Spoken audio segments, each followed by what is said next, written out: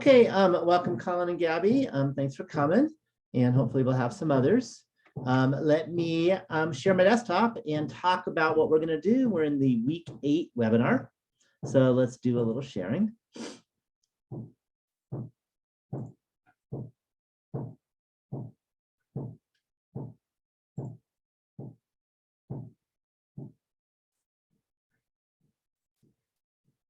Okay, let me talk about the plan for today.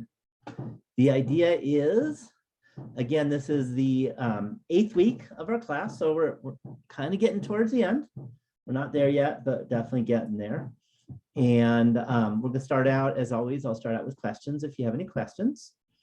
And then after that, we're going to continue on with hypothesis testing. So last week, if you remember, we talked about hypothesis testing and we looked at, is a mean bigger than this number, or are more than this percentage of people doing this? So we looked at a hypothesis test for a mean or a hypothesis test for a proportion, which is nice, but in terms of usefulness, I'd say much more often you tend to compare two different things. And you want to say, is it more now than it used to be, is a typical thing you would say, or is this group less than this other group? So those are the types of things that most people do when they're interested in researching and doing stuff. Not always, but often. So this is actually a really important week. So the good news is everything we did last week basically carries over to this week. So this is not one of the harder weeks in terms of new material. If you understood last week, if you didn't understand last week, then this is just as hard because it's the same stuff. So I'll start out with hypothesis test for a difference between two proportions. So that's, is this group has a higher percent than the other group in what they like doing or something like that. So you're comparing two different proportions, saying, is this one bigger, is this one less, or are they different from each other? Then we'll talk about two different means, independent data.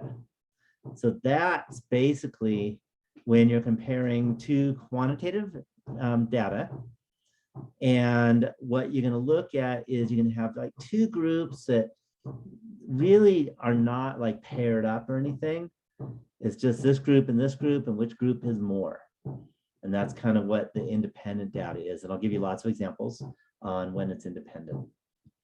Then we'll get into hypothesis tests for difference between two means when they're dependent. So those come up a lot in a before and after study, because you might have, 20 and maybe 40 different towns, and you want to look to see, I don't know, what are the prices last week versus this week? Okay, and have they gone up? That would be a typical thing that you would do for dependent data. So dependent means that they're paired up. It could be paired because it's before and after. It could be like a survey question where you ask two survey questions of the same people. So they're paired by people. It could be husband and wife, for example, and you're pairing that way. You could do paired by siblings. There's lots of different pairing that can be done. And hypothesis for a difference between two dependent means comes up in a big way. One of the hard parts I found is to be able to look at it and really see the difference. Which is it? Is it dependent or is it independent? Then after that, I'll talk about the project 2. So we'll look at the project 2. I know it's not due for a while. That does not mean you shouldn't start thinking about it. It's due on March 20th. So another more than 3 weeks from now. But time flies and you don't want to wait too much longer. And the idea is today, we're going to go over this chapter 10, hypothesis test for two means, dependent and independent data, and that's what the project's on. So literally at 1 o'clock or so, that's when you'll be able to start project 2 in however far you want to go. So that's the idea. So I talked about project 2 last time, but again, we didn't have the material that we're going to have this week, so that you weren't quite ready for it. But by the end of today, you'll be ready to really think deeply about project 2. And I do want to mention, I have a meeting on Thursday at 11. I don't usually get a lot of students in Thursday after hours, but just in case you want to come, I'm going to move it up to noon. Hopefully that's okay. Is everyone not okay with that? That way I can actually go to this meeting that I'm supposed to go to. It's also online, but it's a different Zoom. And I think my computer doesn't let me open 2 Zooms at once. So I'm going to have my office hour an hour later than usual on Thursday. Okay. And that's just this week. Next week, it'll be back to normal again. So it's just for one particular day. So if anyone wants to, have questions, it'll be Thursday instead of, it'll be noon instead of 11. So that's the plan today. Today should be a kind of a lighter day. This is, the chapters, it might be a tough chapter, but it's definitely not one I have to spend, 2 hours talking about, but we'll definitely talk about it. And there's all kinds of cool things you can talk about as in like related to what's going on now. So are there any questions at all about anything? And I apologize, I'm not sure, you probably can hear the horrible noise behind me. Can you hear that? Yeah, sorry, I'm at the college and they're doing construction. There's nothing I can do about it. There's no turn off the hammering behind my office. Sorry about that. So just let you know, I apologize for the hammering. But if you can't hear me because of the hammering or something, let me know, and then I'll repeat myself louder, or I'll type it in the chat box or whatever to make sure that everyone can hear. So again, there's certain things you can't do anything about, and that's one of them. So sorry about that. Any questions about anything? You can put in the chat box. You can, okay, you're really confused with last week's material. Do you have a particular part of last week's material? Because there are a lot of things we did. We stated the null and alternative hypotheses. We looked at a type 1 and type 2 error. We collected data, or we talked about collecting data. We put it into calculator and found a p-value. We compared the p-value with the level of significance and decided to reject or fail to reject. We interpreted the p-value and we interpreted the level of significance. There are a whole lot of different things. Yeah, I think I'm really confused about like how do we determine whether it's a no, like the Z or the T? How do we determine that? And then okay, so let me give you the good news. The good news is for our class, it's really easy. Especially for for the exams. Pretty much the main thing is if it is a proportion, so it's a yes/no question. Hopefully you can think of what is a survey question being yes/no is what I'm talking about. So if the survey question or the data that you collect from each individual are yeses and nos, then it's always Z. If it is a quantitative question, so if you ask a survey question and the first person you ask it says 73, that's quantitative. Okay. Then it is almost always T. Okay. The only time it won't be T is when you are told the whole population standard deviation is a certain number. And then I also, I noticed I was having a hard time figuring out the conclusion on most of my homework. I don't know why I was so confused on it, but I was just like, I couldn't understand which one to do. Okay, so the conclusion is you look at the p-value and you look at the level of significance. Okay, it's very straightforward actually. Maybe I'll type it in, so since we got some details. So if the p-value is less than the level of significance,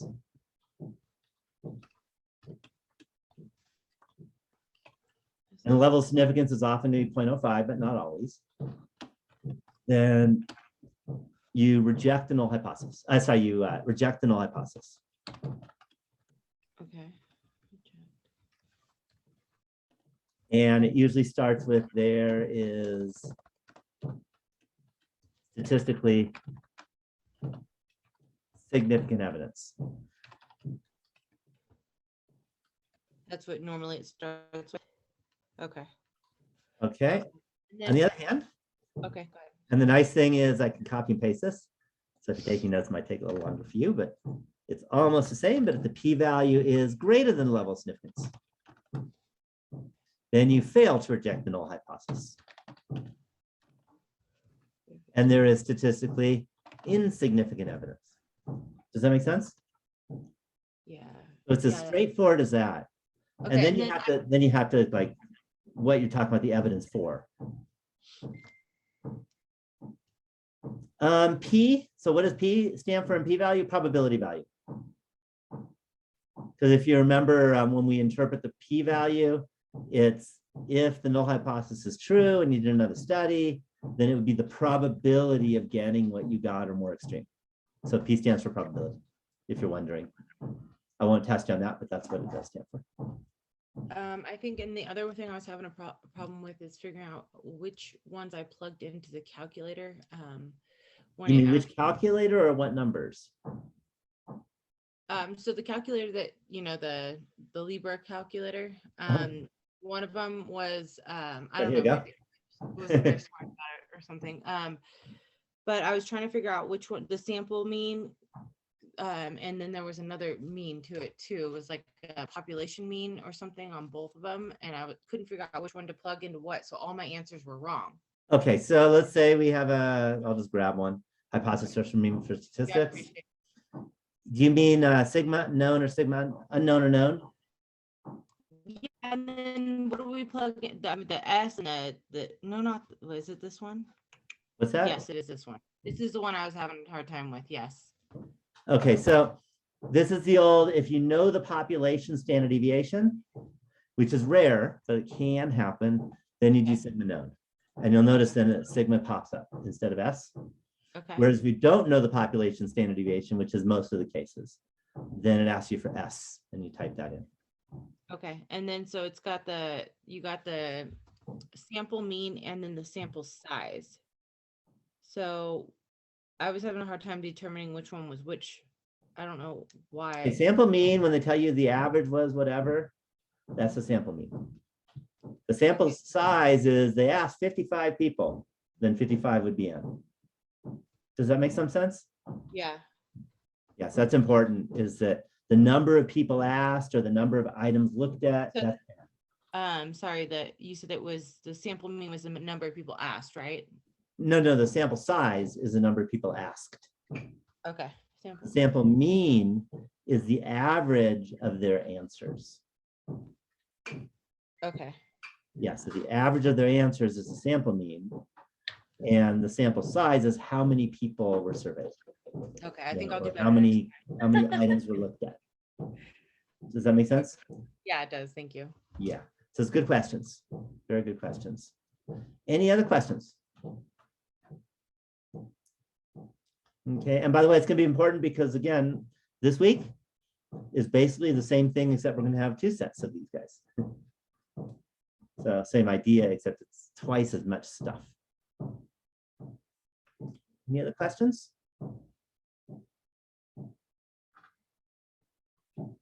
Okay, if there's no more questions, let me go back to what we're talking about today.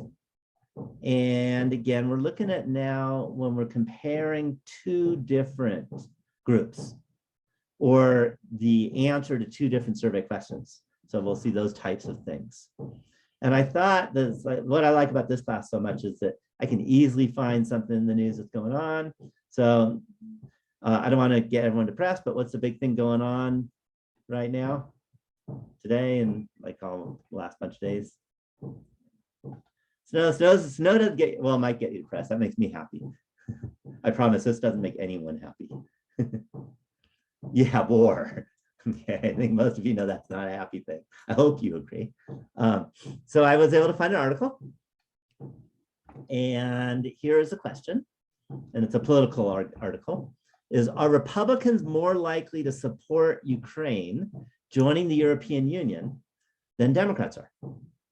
Okay, it's a good little question. Okay, and let's also interpret the 95% confidence interval for this thing. So that's the question I have. Okay, so we have, is this a partisan issue, or maybe it's not a partisan issue? Most things tend to be, but maybe this one isn't. Any questions on the question? Okay, so I was able to go to an article by Forbes, actually. And the title is More Republicans and Democrats Support White House Stand on Ukraine's NATO Eligibility, Poll Finds. And in particular, if you scroll a little bit farther, and that's here, the poll conducted among 2005 registered voters in early February, 53% of Republican respondents believe NATO should not agree to block Ukraine from entering the military alliance. Well, 16% think Russia's core demands should be met. Okay, and that compares to 45% of independents and 48% of independents and 45% of Democrats. So they've given some data, and I did a little research, which I had to do to find out, because they said how many people they asked, but they didn't say how many Republicans and how many Democrats. So I went online and looked at the percentage of Republicans and Democrats and figured it's probably representative. So I went with that. Okay, so notice it was a 53% versus a 45%. We're doing Republicans versus Democrats. Any questions on the article?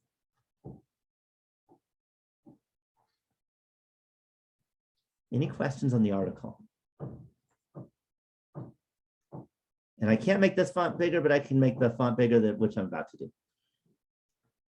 So let's go to, again, 53% versus 45%. So let's put this in. So Republicans, we're 53. And Democrats, we're 45%. Okay, and I know you wanted the font bigger, so let's do that.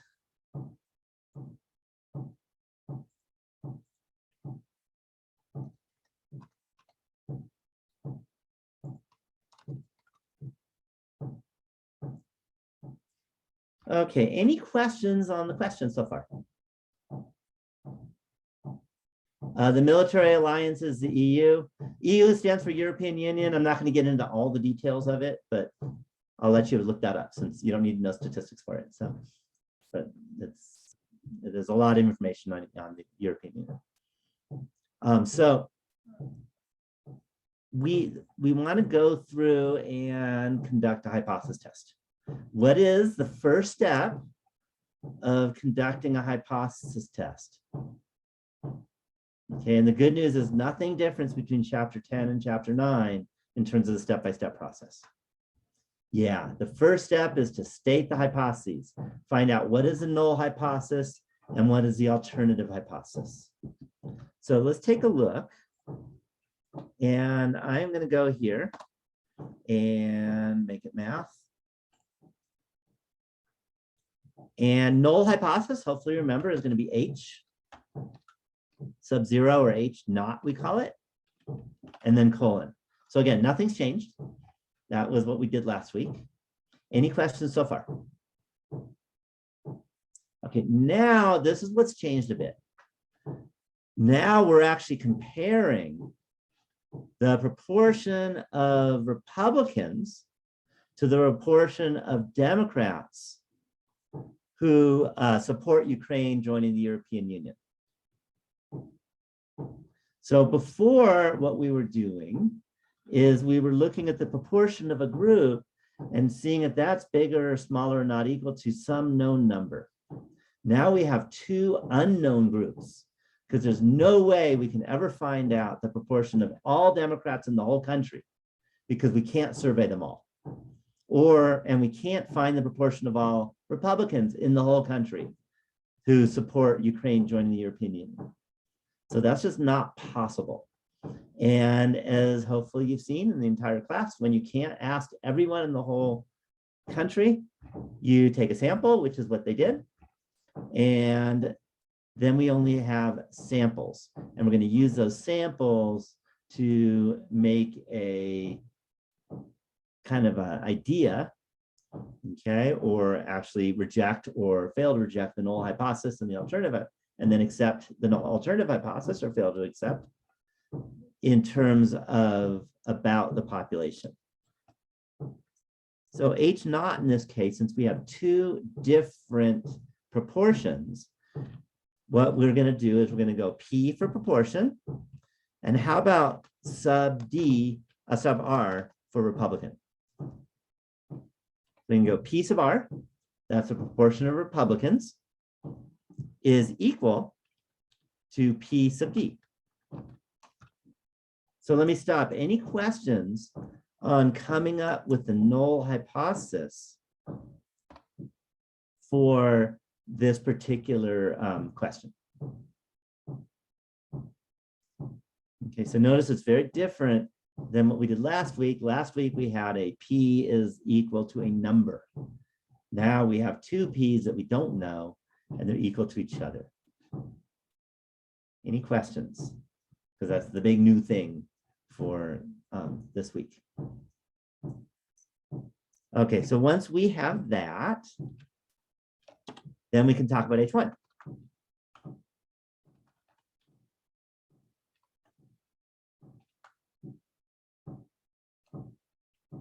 And the idea with H1 is that we're going to have P sub R. And now, it's just like last week, you have to decide, is it going to be greater than, is it going to be less than, or is it going to be not equal to? And in this case, based on what's written up here, which one is it going to be?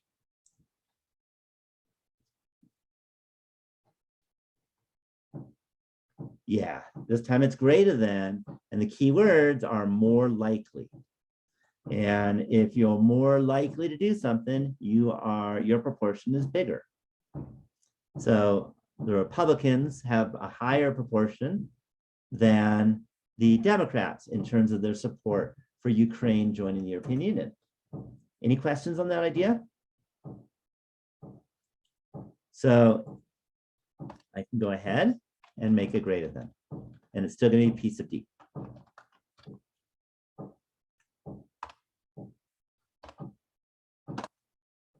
Any questions at all? Any questions at all on coming up with the null hypothesis and coming up with the alternative hypothesis? Now we're looking at two proportions instead of a single proportion. Any questions on that? Okay, and this will always be done when there are two groups surveyed and you want to see which one has a higher percent or a higher proportion. Okay, any questions at all on that?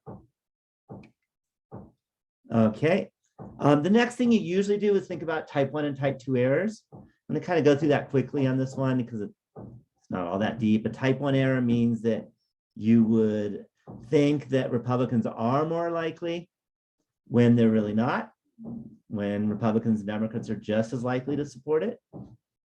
And I'm not even sure what the horrible ramifications are. Maybe the one biggie is that if you get it wrong and you publish it, people are going to be pissed at you because you published something that wasn't right. Okay, if people figured it out. So that would be a kind of a ramification. Whereas a type 2 error would be if you weren't able to say that the Republicans are more likely than the Democrats, because that's what you thought was true, but you weren't able to show it. But it really was true. And the ramifications of that is Forbes wouldn't publish their article. And if they have nothing to publish, that's pretty bad for a news group, because they're all about publishing news. So that's bad also, right? One is they publish something that's not right. The other is they have an empty or nothingness in the news when maybe other companies did get it. And I'm going to call them both kind of equally bad. So we're going to use 5%. Any questions on that idea? So let's use a 5% level of significance.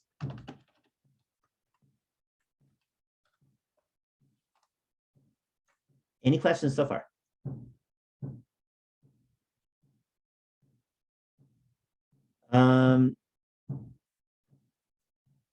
Well, here's one thing you asked. You have to distinguish whether there are type 1 and type 2 errors for this week's information.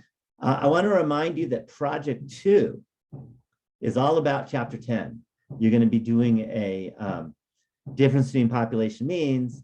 And in that, you're going to actually have to very much in depth talk about the type 1 and type 2 errors. So it is not going away.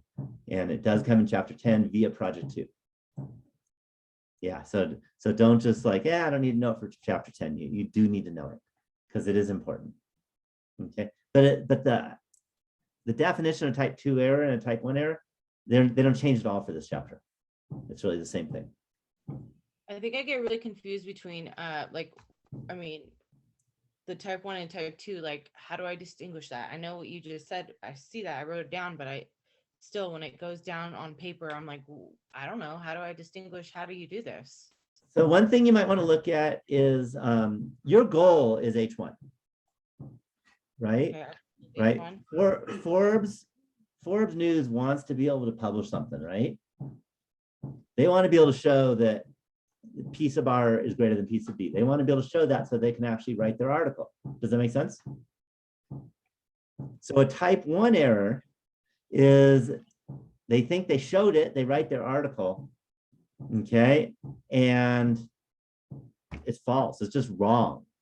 So a type 1 error is when you end up saying, yeah, what I thought was right is right, and I'm going to brag about it, and I'm going to publish it, and then you're just totally wrong, okay?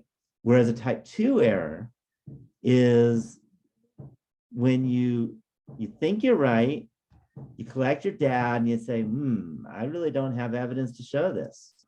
So I'm just going to stay quiet. I'm not going to be able to publish, and I'm not going to be able to do anything about it. But you were right in the first place. So it's a different frustration. So a type 1 error, a type 2 error is when you're not able to say what you thought was right is right. And what you thought was right really is right. Does that make some sense? Sort of. Yeah, they're very different. So for the news article, type 1 error means they published wrong stuff. Type 2 error means they didn't publish. So they're very different. Yeah, it doesn't mean the researchers did anything wrong. Yeah, it doesn't mean the news article did anything wrong, because it could just mean they randomly grabbed people who said something that was different than normal people would say. And that could happen. Yeah, and that's just chance. They got bad luck. But when you get bad luck and you publish and say you're right and you're wrong, people get pissed at you. Or if you work for the news company and you have nothing to contribute to the news, your boss is going to get pissed at you and probably fire you if you never have anything to contribute. So even though it wasn't your fault, it doesn't matter, you still get in trouble. But it's a different trouble. Okay, if you lie, that's a whole different thing. We don't call that a type 1 or a type 2 error. That's just bad ethics. Does that make sense? Yeah, it makes a little more sense. Yeah, and practice helps. Again, I'll be doing more of these today and more later, and you'll get to practice more in your project and on homework and all that. So we're not done with this, that's for sure. Okay, so the next thing we do once you have decided on your level of significance is what?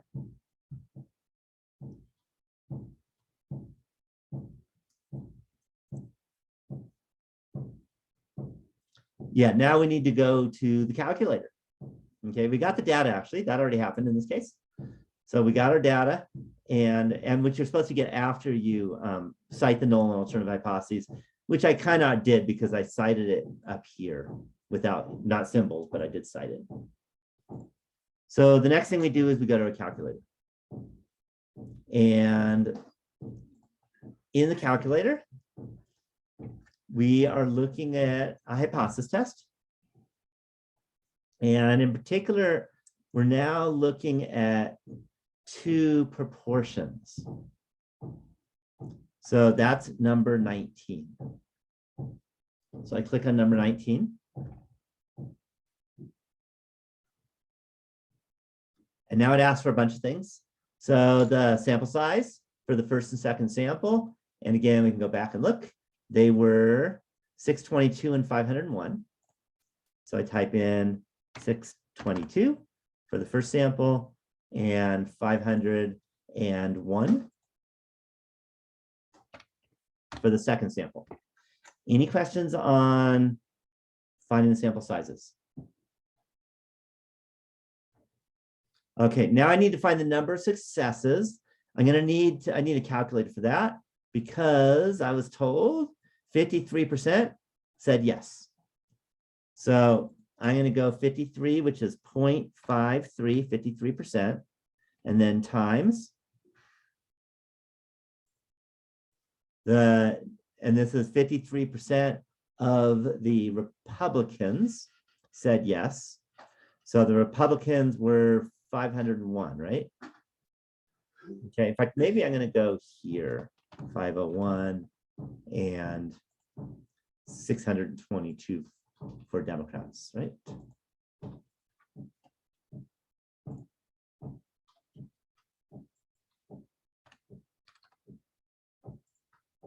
So we have 0.53 times 501. And these are people. So you always want to round, rules of rounding. And the rules of rounding said 266 successes. And remember, success is not always a good thing. It just means the person said yes in statistics.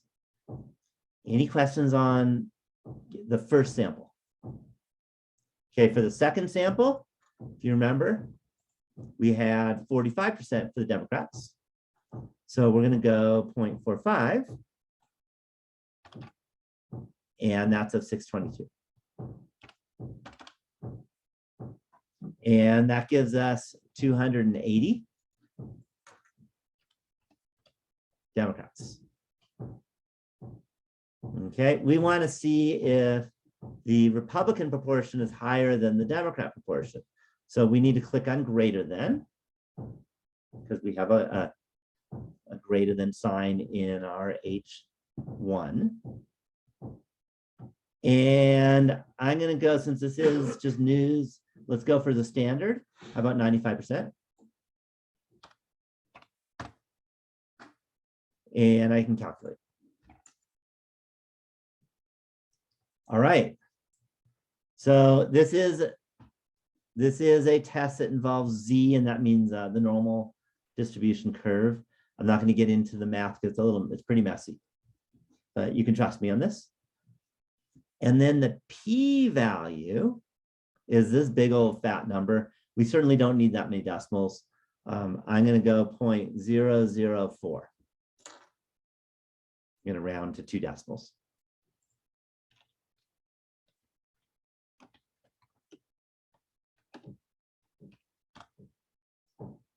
What's important about the number 0.004?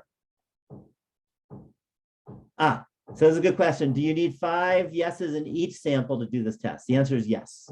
That's a really good question. So if we look at it, there were 266 yeses for the first sample. There were, I guess, 235 or so no's. Okay, but actually in that case, yeah, 235 no's.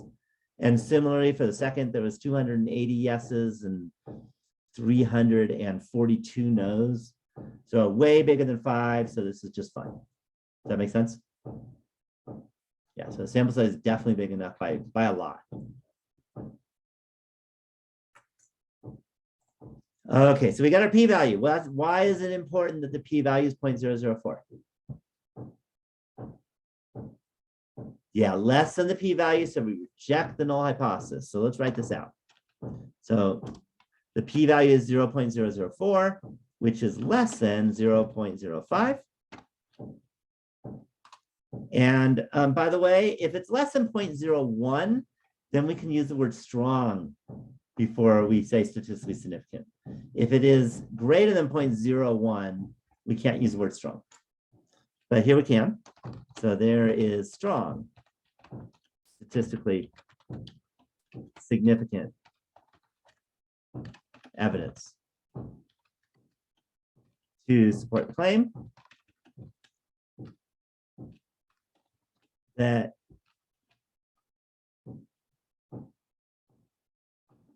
Oh, you use strong if P is less than 0.01. That's kind of standard in language, in statistical language.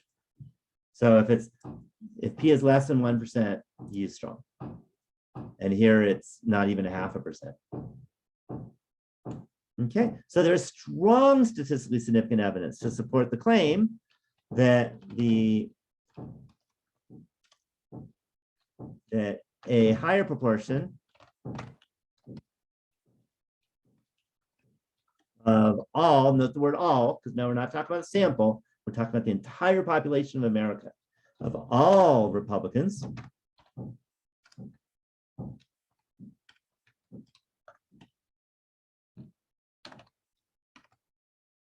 support Ukraine joining, there's an E at the end, joining the EU, then the proportion of all Republicans, of all Democrats who support Ukraine joining the EU, joining the European Union. Any questions? Any questions on the conclusion of the hypothesis after looking at the p-value? Okay. So the next step, which sometimes you're going to be asked to do and sometimes you won't, but I might as well do it at least in this example, is let's interpret the p-value. And what that is you say if H naught is true, so let me remind you what the kind of the template sounds like. If H naught is true and another study was done of the same sample sizes, then the p-value is the probability that the sample proportions would differ by at least that amount, okay? Or in this case, the first sample proportion would be at least that amount bigger than the sample proportion for the other group. So in this case, the null hypothesis being true means that if the proportion of Democrats, actually go Republicans first,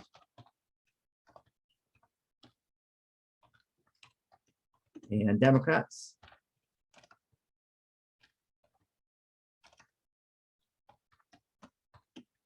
who support the Ukraine joining the EU,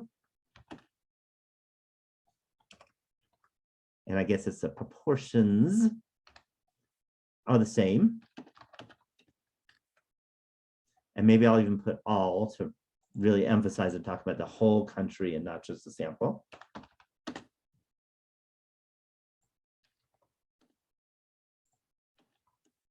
And if another 622 Democrats and 501 Republicans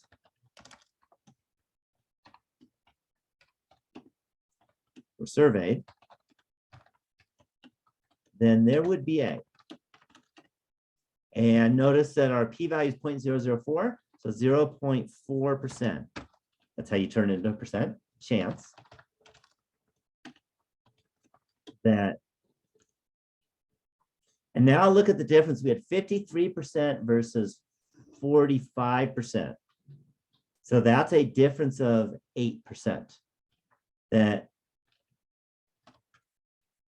the proportion of these Republicans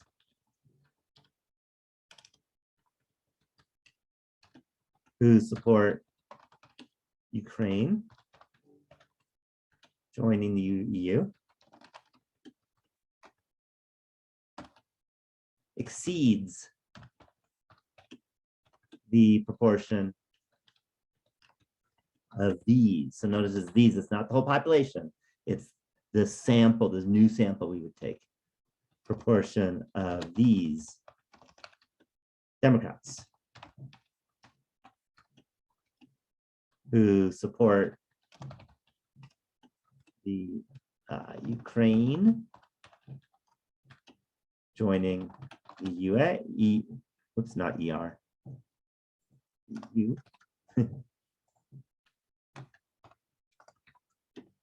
By at least 8%. Because notice again, 53% is 8% higher than 45%. Any questions on the interpreting the p-value?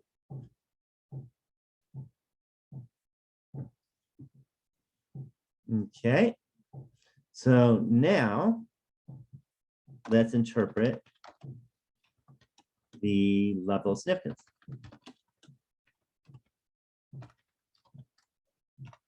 And the nice thing is I can take the beginning and copy and paste it.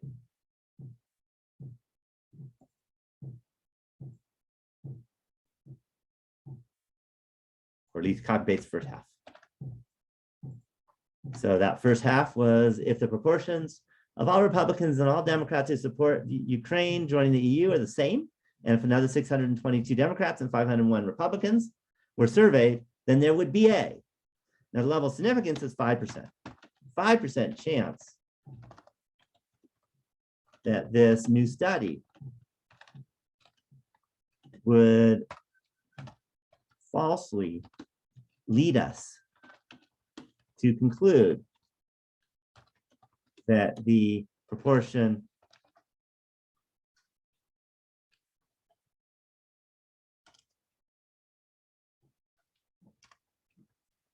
of Republicans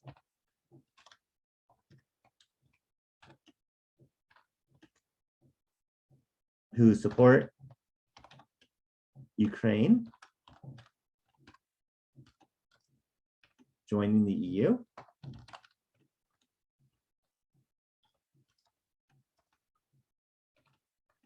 is higher than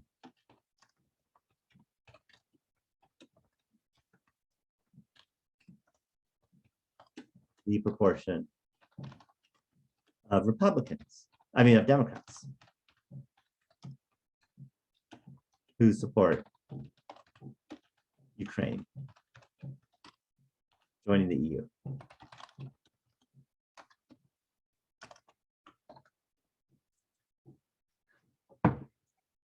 Maybe I'll even put spaces in there so you see there's three things going on.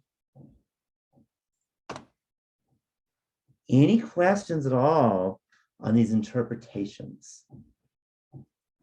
Any questions? It's a lot of writing. There's no short way of doing it.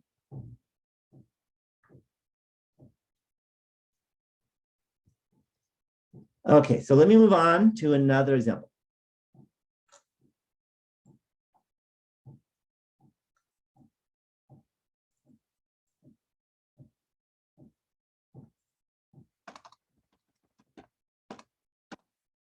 So here's another example. Okay, and this one I just kind of made up.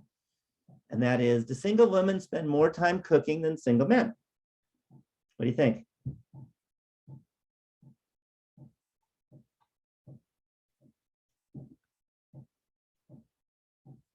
Okay, I'm hearing yeses. Okay, I don't know. And I made these numbers up, so don't quote me on these. You can quote me on the last one because that one I got from Forbes. But these I made up. But you could do this. You could do this for your project, actually, if that was interesting to you. The 35 single women who were surveyed averaged 58 minutes a day cooking, and their standard deviation was 12 minutes.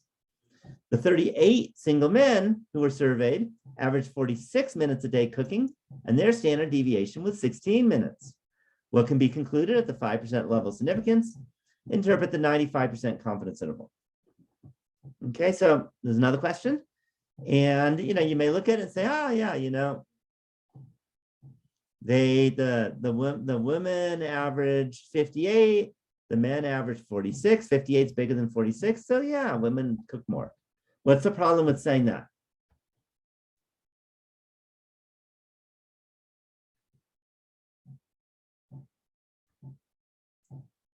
What's the problem with that argument right there? To say, well, you know, they average 58, that's bigger than 46. So we've got it.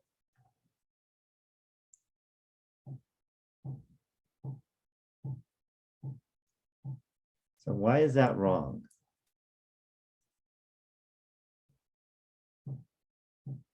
Any ideas?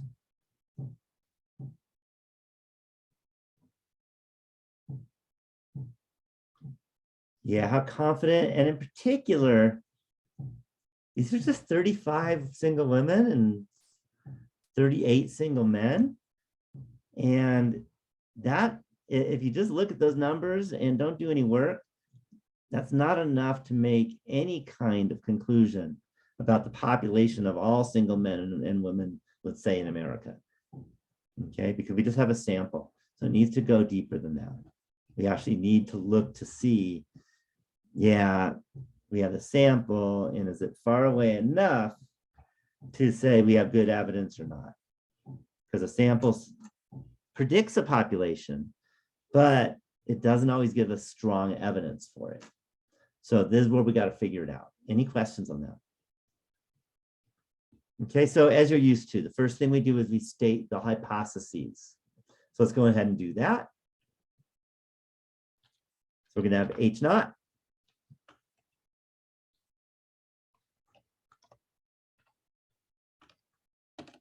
What's H naught this time?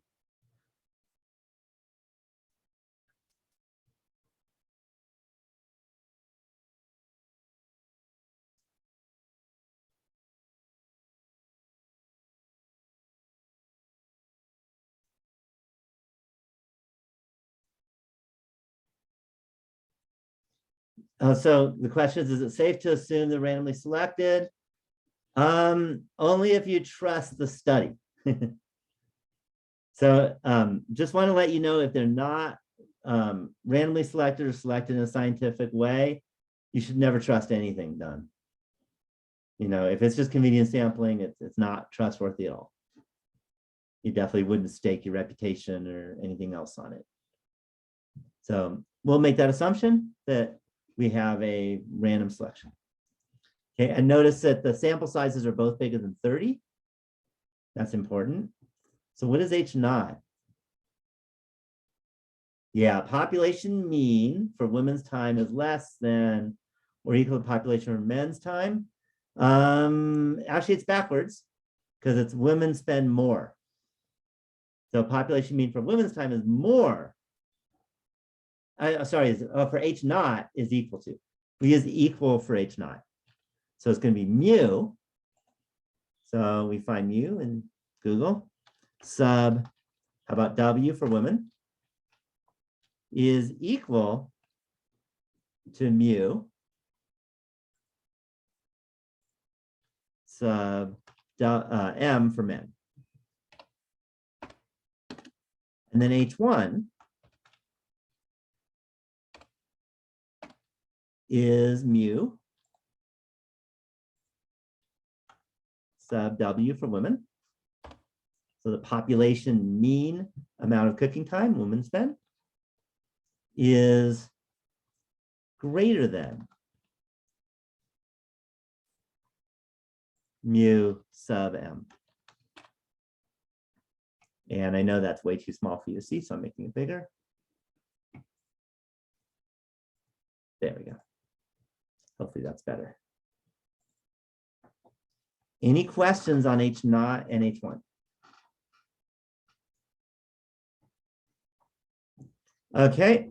By the way, type 1 and type 2 error, kind of similar than before.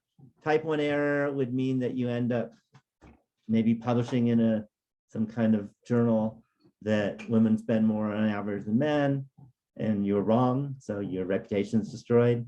And type 2 would be you don't publish anything. And then, you know, if you don't publish anything, then bad things happen in terms of your career. So they're kind of similar, and this is sociology. Sociology always uses 0.05. So we're going to use a 5% level of significance.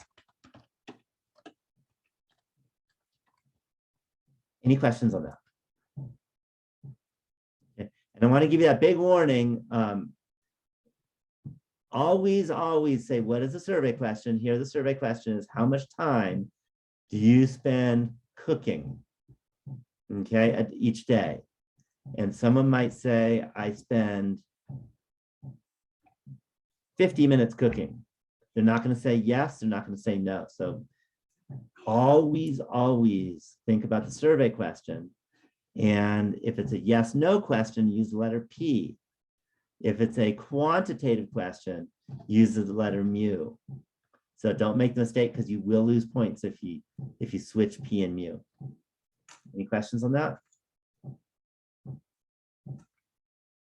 Okay, so the next step, hopefully you all know, what do you do after you have your null and alternative hypothesis and you've decided the level of significance? Then,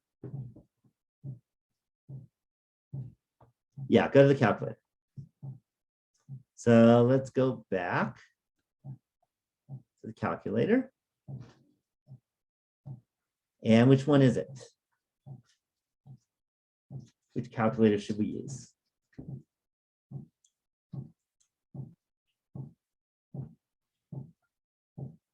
You could think 20, but it's not 20, it turns out. Yeah, it's 18. So this is 2 independent samples with statistics. So we're definitely given statistics because we're given the mean and standard deviation. And these are independent. The reason why these are independent is that when you look at the survey that was done, you just have 35 single women, 38 single men who have nothing to do with each other. Okay, we're not looking at couples. If we were looking at couples, and let's say we had, say, 36 couples, and we looked at the men and the women for each of the couples, then that would be what's called dependent, because they're paired up. But here it's just a group of 35 women and a different group of 38 men, and there's no pairing. And that is really important. It's one of the hardest parts about this chapter, is to recognize when there's pairing versus no pairing. And this one has no pairing because we're not looking at the first man, has nothing to do with the first woman, other than it's first on the list. Any questions on that idea? So when there's no pairing, they're independent, and we have statistics and not data. So I'm going to click on 2 independent samples with statistics. And it kind of looks similar to the proportion ones. It's not the same, but sample sizes, let's look again. So sample size for the women were 35. Sample size for the men are 38. So 35 for the first sample size and 38 for the second sample size. Any questions on that? Okay, the sample mean, that's given also. So for the women, the sample mean was 58. For the men, the sample mean was 46. So 58 for the men, for the women, and 46 for the men. Okay, then we want the sample standard deviations. And for the women, it was 12. And for the men, it was 16.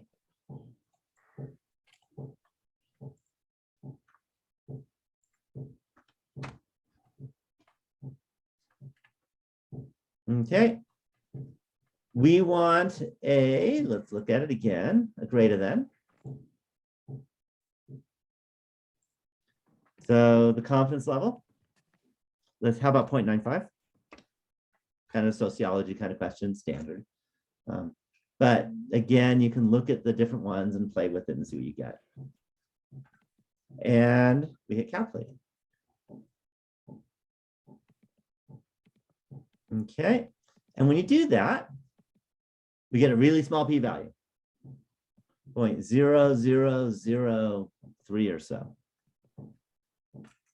So note the p-value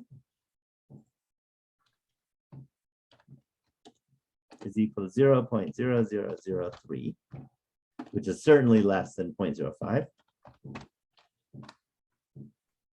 So if the p-value is really small, there is statistically significant evidence.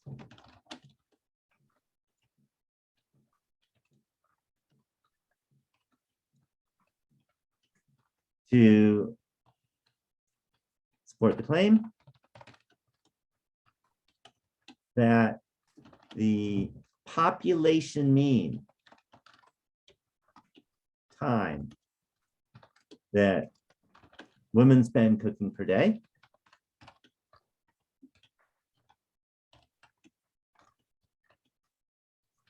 is greater than the population mean time that men spend. Yeah, I'll throw the word single.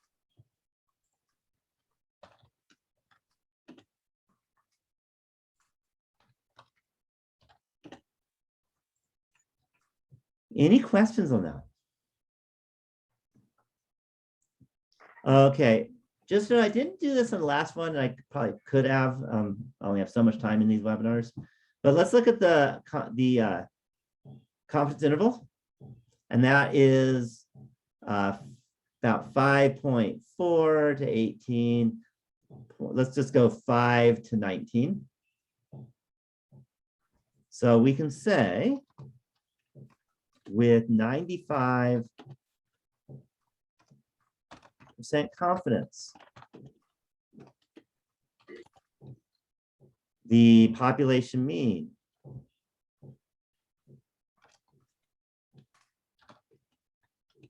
amount of time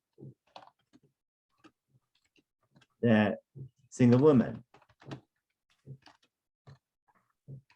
spend cooking per day is between, and then our numbers are, again, 5 and 19. 5 and 19 minutes longer than the population mean time that single men spend cooking per day. Any questions at all? Any questions at all on the conclusion for this hypothesis test? Okay, so this is an example. This is an example when we have independent data. Any questions at all? Okay, let me give you another example. This is one that I used about 3 years ago and made over 10,000 bucks on it. So always good, always looking for ways of making quick money. But if you don't care about that, that's okay too. But you have to understand statistics. So this is something I do. I play the stock market because it's a way to make money. And if you can do it, go for it. And I always look for patterns, because if I can find a pattern that other people haven't found, I can make money in the market. And something I found about 3 years ago is that every time Trump tweeted about China, the market went down. Okay, and it's really consistent.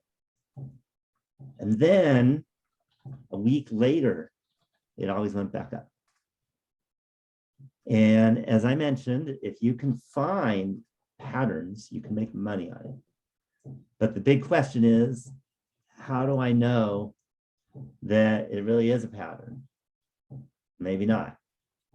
So what I did is I collected some data and I looked for a particular stock actually that reacted the most. So that's what I do, is I always try and find something that has predictable reactions that other people haven't noticed yet.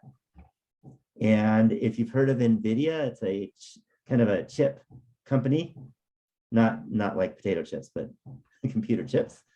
And they make chips. And I still don't know exactly why people cared so much about the tweeting, but they did with NVIDIA. And I noticed that it looked like a change. Okay, but eyeballing is not really enough to, risk thousands and thousands of dollars. Hopefully not for you either. It's much better to grab statistics.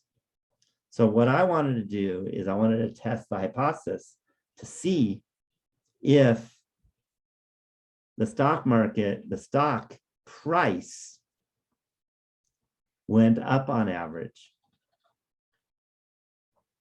a week after the tweet. Okay. And by the way, this is an example where I had to do a small sample size. How come?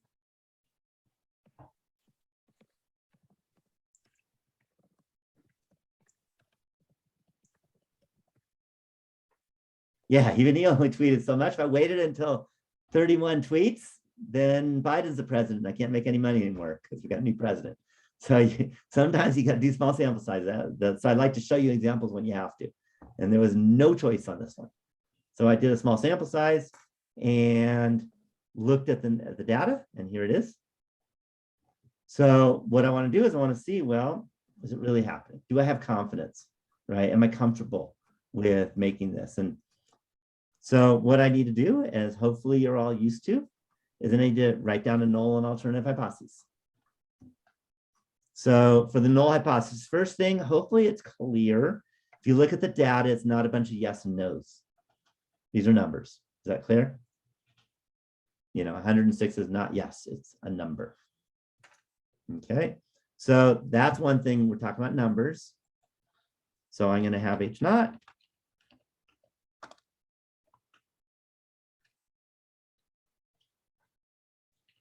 Okay, now things are a little bit different though. Let me show you how things are different. These numbers, this table, this is this 106 and 113. These relate to each other. Unlike the cooking time for the men and women, those are just a group of men and a group of women, nothing to do with each other. On the other hand, here we have 6 different at the beginning of tweet and a week after tweets. So these are very much paired data. They are dependent samples. Okay, and it turns out, by the way, dependent samples are much stronger than independent samples in terms of getting a low p-value or showing the truth. They tend to be better. So if you can do dependent, go for dependent. Okay, and it's kind of complicated on why, but you can trust me on this one. So these are dependent samples. So this is a before and after. Before and after is just about always dependent samples. Other dependent samples are when you have some relationship between each other. So for example, let's suppose, because I know some of you from Tahoe, or maybe know Tahoe, let's suppose you want to find out, is there more snow at Heavenly or North Star? Okay, which is a big deal today because it snowed today. So you can look at maybe, 8 different big storms that happened. You can look at how much snow there was at Heavenly on each of those 8 storms. For those same storms, you can look at how much snow there was at North Star. And those would be dependent because it would be the same day, 2 different outcomes, Heavenly's outcome and North Star's outcome. And by the way, if you're not familiar with Tahoe, Heavenly is a ski resort and North Star is also a ski resort. Just let you know that. If you're in Tahoe, you probably know that. So anytime you can pair it up, that's when it's dependent. Okay, any questions on that? So we have H naught, and because we're pairing it, we can, instead of saying the mean of one is the same as the mean of the other, we can consider it a single mean. And that's where things are new. So I'm going to write the following: mu sub d. D stands for difference. So the mean difference between the price on the day of the tweet and the price a week later is equal to 0. So that says that whether you're looking at the day of, or you're looking a week after, nothing really changes on average. Okay, and that's the status quo. And if nothing really changes, there's no reason to invest in the market because you always want to make money. Okay, on the other hand, H1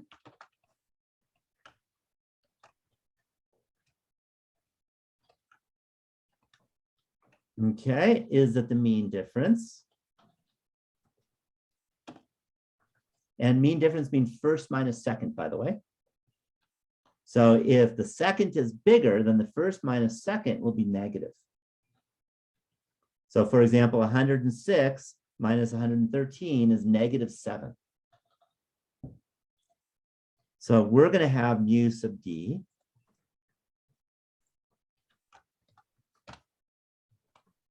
is less than 0. And let me make that bigger for y'all.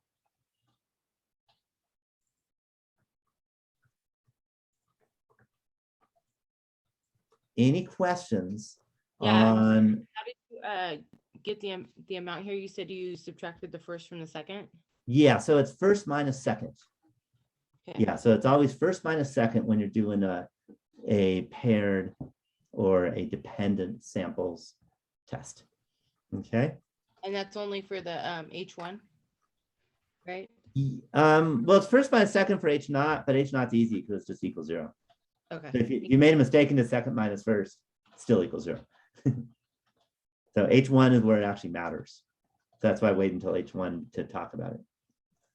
Because if they're the same, it doesn't matter which one you subtract first. Okay, any questions on this? Okay, so again, we have a small sample size. When we have a small sample size, we need to assume the distribution's normal.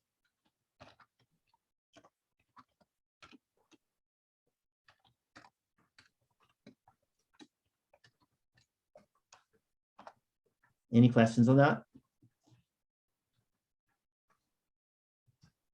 Okay, so that's real important. And it's a small sample size. The sample size here is 6. 6 is definitely not bigger than 30. All right, so now that we have that, and we've made that assumption, now we can actually go to our calculator. I'm going to leave it at distributions or distribution. We'll call them both. This is an elementary stats course, so I can only do so much. But what I can do is go to the calculator. Let's go back to the calculator menu. Okay, and by the way, notice we're getting pretty low. We're getting close to the end of this class, by the way. What number do you think we're going to go to now?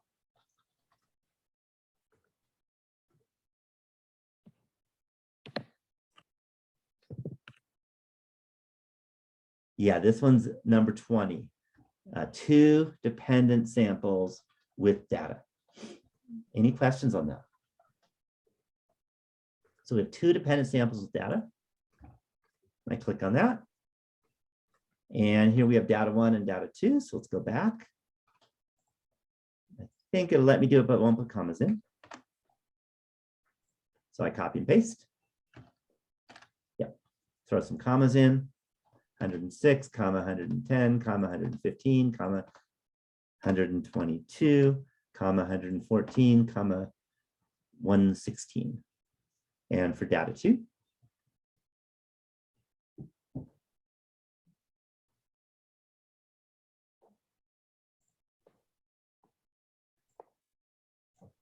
And copy and paste.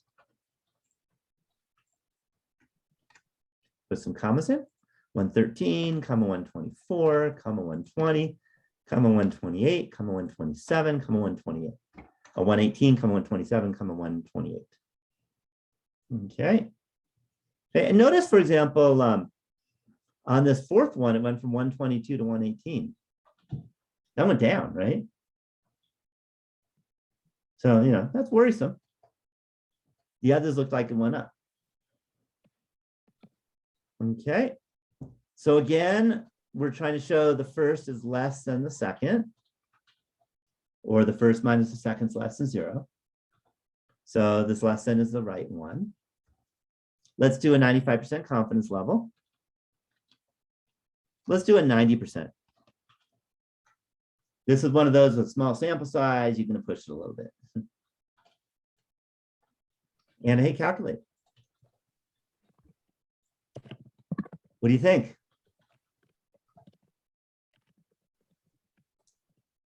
What's important?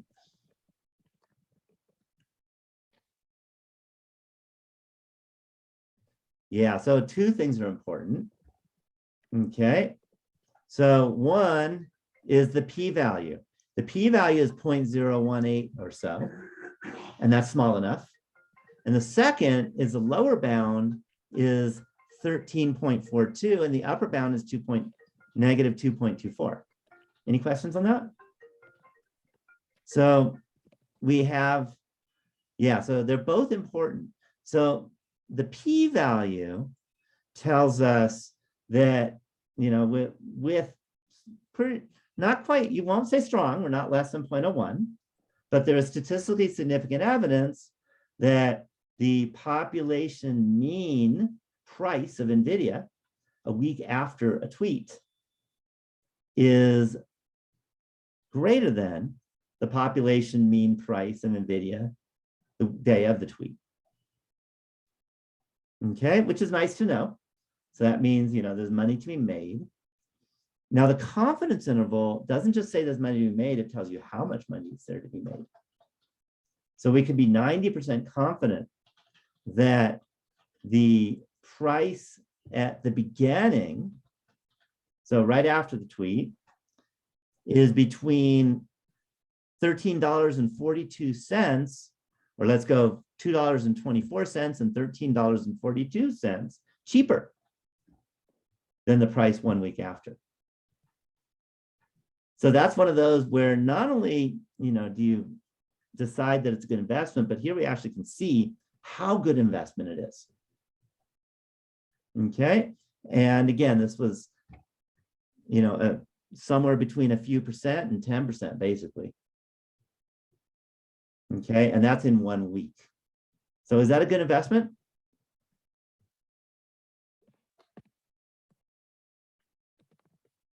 Yeah, that's a good investment. Okay, but if you only invest once, that's not enough. That means of all possible investments after tweet, then you're likely to make money. Does that make sense? Because remember, or you're gonna make money. You know, there are some days where you won't, or some tweets when you won't. Yeah, if you make this investment many times, on average, this is the amount of money you're going to make. Okay. And again, for me personally, do you think this worked?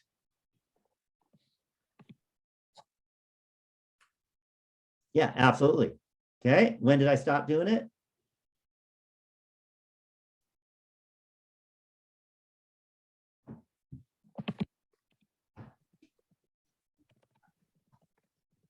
No, not never. Yeah, when basically when he stopped tweeting.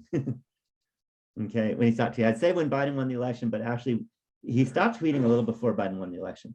So he stopped tweeting about China a little before, and that was the end of being able to do it. But if you can find patterns, you can make money. And that's how money is to be made. Any questions on that idea? Okay, and that's in the stock, it's in business, it's in all kinds of different things, is you can look at things and then come up with good strategies. And statistics helps us do that. So the data difference, so it's the negatives, is that like for each what's it called? Like the first and the second? Yeah, so that says that the data 1 is between 2.24 and 13.42 less than data 2 for the, and not the data, but the population mean for that. For the first one, which is the day of tweet, is on average for all possible tweets is between $2.24, $13.42 less than the 1 week past the tweet. Right. So underneath that, it says data difference. Is Oh, that- those are just subtracting. So 106 minus 113 is -7. 110 minus 24 is -14. okay. Okay. That's all that is. It just Okay. gives you the subtractions. Some people want that, so that's why I decided to put those in. I probably won't ever ask you to use it, but some other instructors from other colleges wanted it, so I popped it in. Okay, a good question, but we won't need it. That's why I ignored it. Any other questions about this example? Okay, so notice this is dependent data. So let me go back and remind you that there are, for hypothesis tests for 2 samples, there's for proportions, and that's when there are yes, no questions. And then there's for means, but there's 2 kinds of means. One is when they're dependent and one is when they're independent. And you don't want to get those wrong. If you mix them up, it's going to be a mess for you. So it's really important to get them straight. So the first thing you do is see if there's 2 populations or not, where you don't know about the 2 populations. The second thing you do is you say, is the survey question a yes, no question?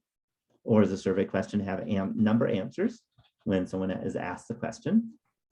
And then if the answers are numbers, then you say, are the numbers independent or the numbers dependent? So if the difference between samples 1 and 2 are positive, then the alternative hypothesis will be greater than or less than. What you're thinking might be right. What you're saying is not quite right, because you write down the alternative hypothesis before you collect the data. So you don't even know whether for the alternative hypothesis, whether your difference is going to be positive or negative. It's not the difference between sample 1 and sample 2. It's if you think the difference between population 1 and population 2, and if you think that's a positive difference, then you're going to use greater than. And if you think that's a negative difference, you're going to use less than. And if you think they're different, you don't even care about positive or negative, but they're different from each other, then you're going to use not equal to. Does that answer your question?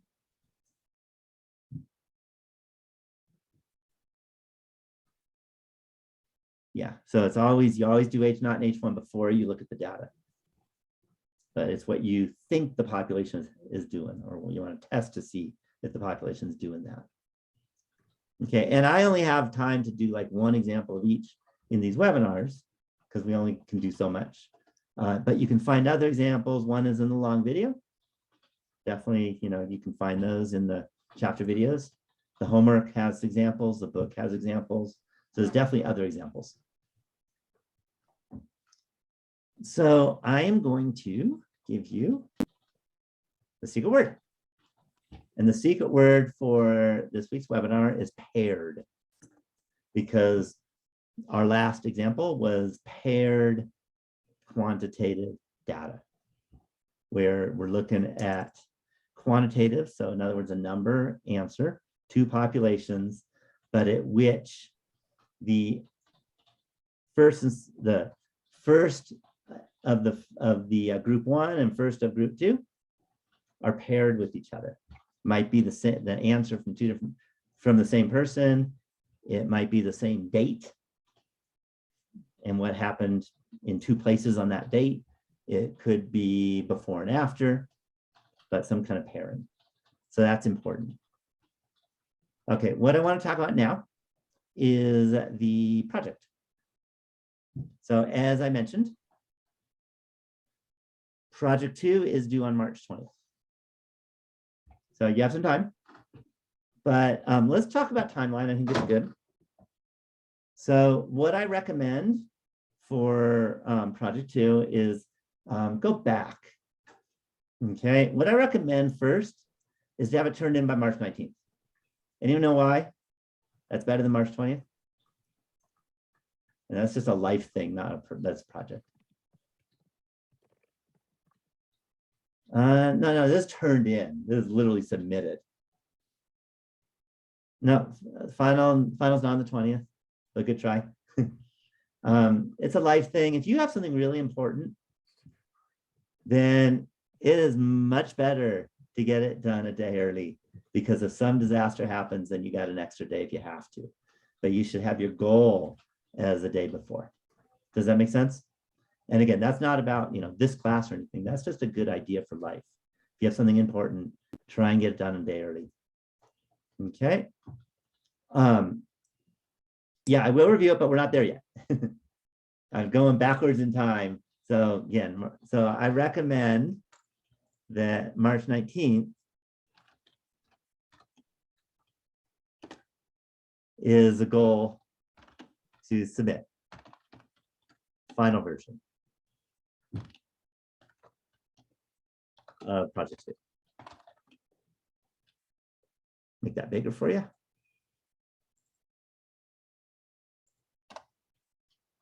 So now let's go back a bit. That's a Saturday, by the way. So probably maybe Tuesday or so. And that's what? That would be March 15th.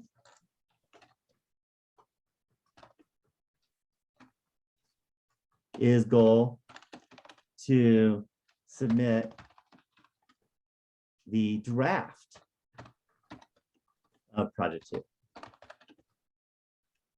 Okay, right. The very last possibility is 8 in the morning on the 17th, but I recommend, a little bit before that, because we've got a lot of time before now and then. There's no reason to wait till the last minute. So that's a good idea. Okay. So just a few things. It takes a while to write up your draft. Okay, so maybe a week to write up your draft. So maybe subtract a week. March 15th minus 7 is March 8th. March 8th is a good goal to have your data collected.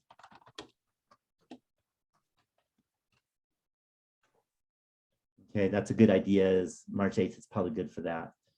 Okay, so now notice, now we're getting a little closer to now.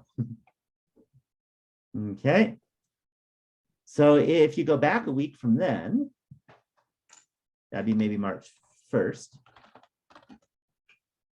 is a goal to post your project idea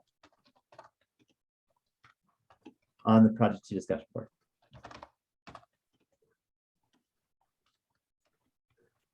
Again, these are not due dates. These are good goals. And that way, I'll have a day or so to look at it, and then I'll give you suggestions, and then you'll change your mind or you'll make some adjustments. And that way you have a week to deal with that. Okay.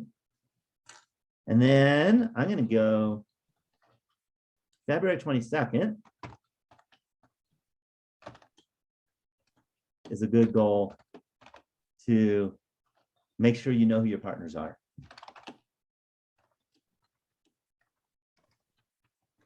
Now.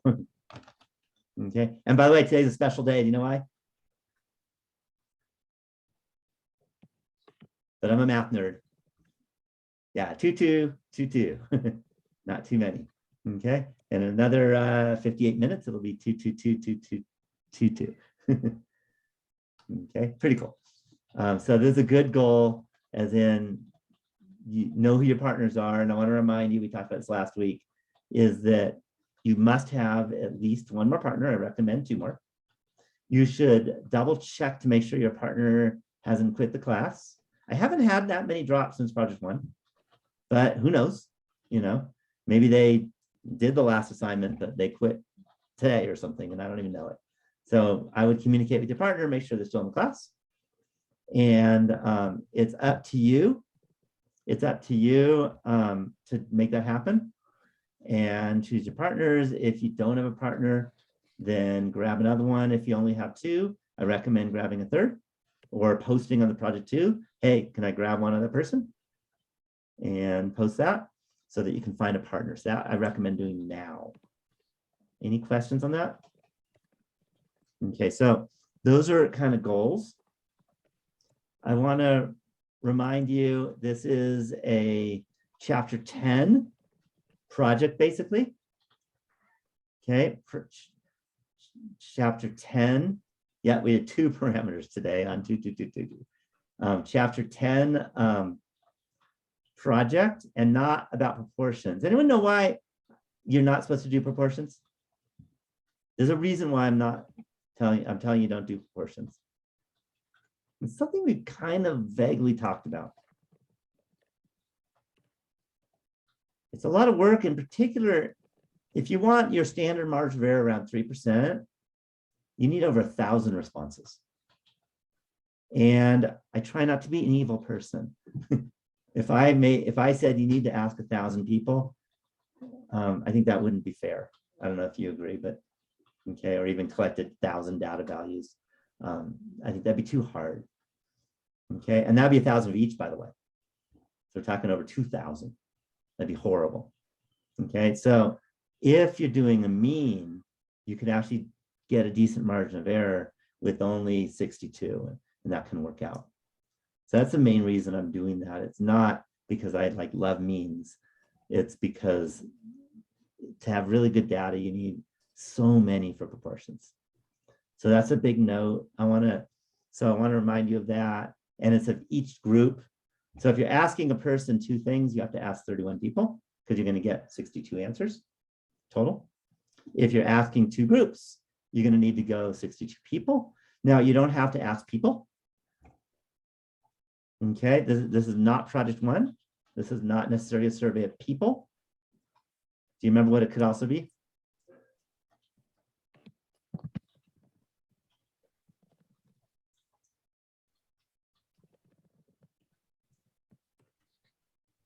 Yeah, it could be anything that has numbers. Yeah, it could be prices of the grocery store. It could be stock market prices. There's plenty of stocks out there. It could be stock market prices. It could be grocery store prices. It could be whatever kind of thing. It doesn't have to be prices. It could be, I don't know, number of people on a bus. You have to get onto a lot of buses in 2 different towns, maybe. But the point is, you don't have to do a survey of people, but you're allowed to if you want to. So whatever works for you.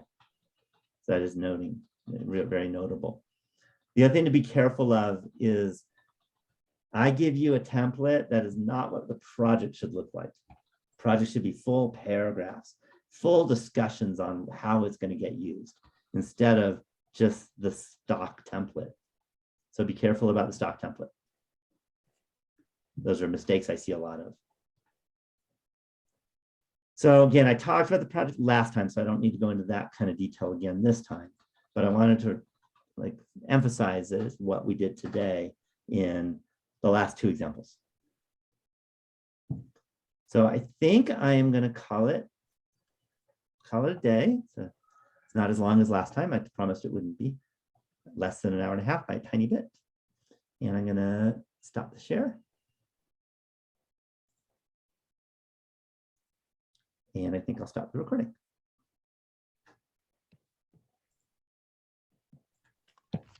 So in project 2,